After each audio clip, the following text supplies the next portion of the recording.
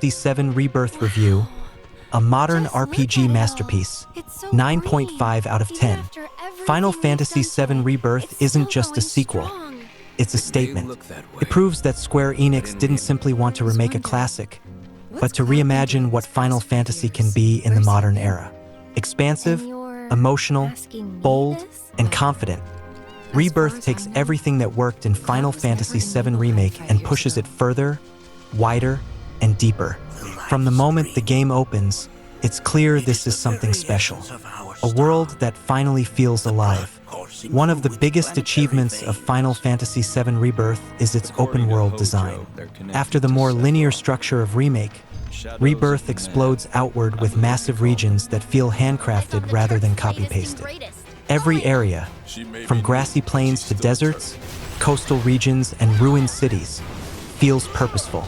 Exploration is genuinely rewarding, with side activities that enrich the lore instead of distracting from it. You're not just ticking boxes on a map.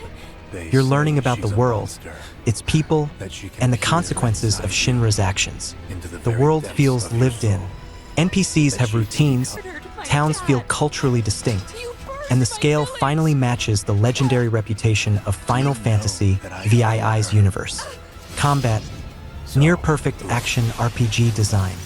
Rebirth refines the hybrid combat system into something exceptional. Real-time action blends seamlessly with tactical, pause-based decision-making, giving players total control without overwhelming them. Each character feels completely unique. Cloud's balanced versatility. Tifa's fast, pressure-based combos. Barrett's ranged tank playstyle. Aerith's devastating magic setups. Red XII's mobility and synergy-focused mechanics.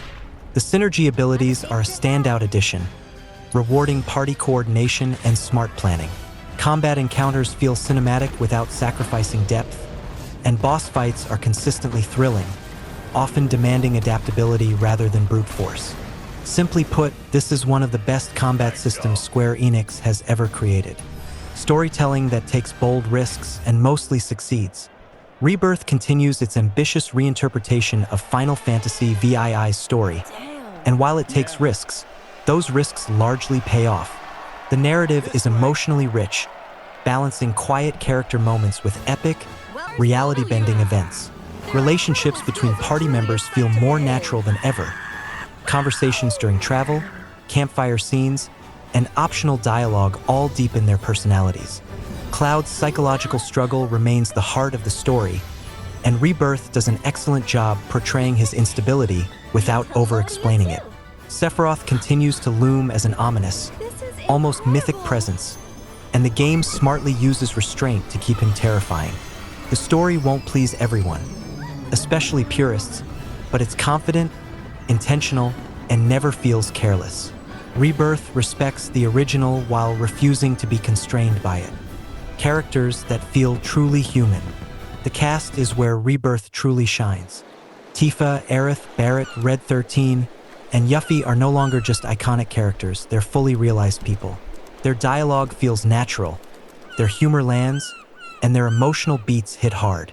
Aerith's warmth and mystery are especially well handled, while Barrett's arc continues to balance intensity with vulnerability. Red 13 gains much-needed depth, and Yuffie's energy provides a refreshing contrast without feeling obnoxious.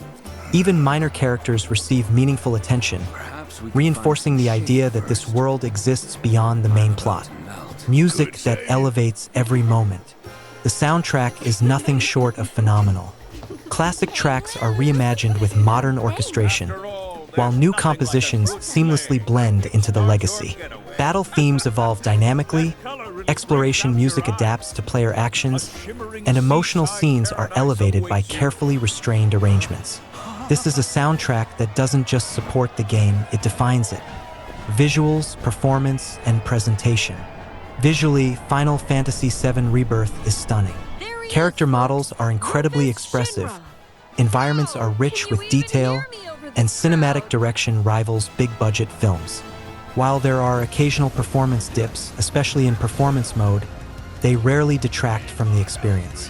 The game's art direction and scale more than compensate, creating moments that are genuinely awe-inspiring. Cutscenes transition seamlessly into gameplay, maintaining immersion and reinforcing the sense that this is one continuous, living world. Side content done right. Rebirth is packed with side content, but crucially, it respects the player's time. Mini-games are varied, fun, and often surprisingly deep. Side quests frequently tie into character development or world building rather than feeling like filler. Whether you're racing chocobos, playing Queen's Blood, or helping townsfolk, the activities feel intentional. Nothing feels mandatory, but everything feels worth doing. Final verdict: a defining RPG experience. Final Fantasy VII Rebirth is bold, confident, and deeply emotional. It balances nostalgia with innovation, offering one of the richest RPG experiences in years. It's not perfect. Pacing can occasionally feel uneven, and some story choices may divide fans. But these are small blemishes on an otherwise extraordinary achievement.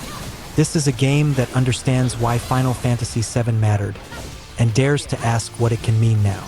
White Medium Star final score, 9.5 out of 10. Final Fantasy VII Rebirth isn't just one of the best games in the series, it's one of the best RPGs of the generation. If you're a longtime fan, this is essential.